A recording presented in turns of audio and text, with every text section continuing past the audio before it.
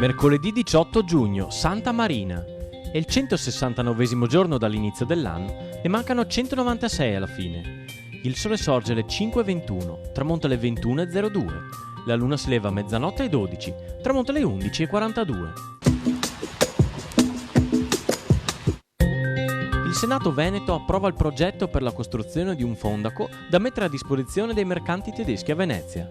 Il progetto è di Girolamo Tedesco, uomo intelligente e pratico, ma durante i lavori subisce tali trasformazioni che il grandioso edificio, decorato sulle facciate con pitture a fresco di Giorgione e di Tiziano, risulta opera squisitamente veneziana.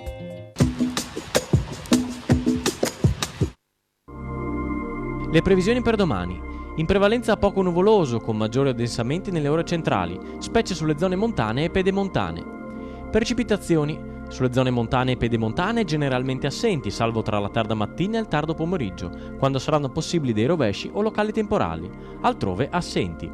Temperature minime senza variazioni di rilievo, ma tendenzialmente in calo in pianura e in aumento sulle zone montane, massime in leggero aumento.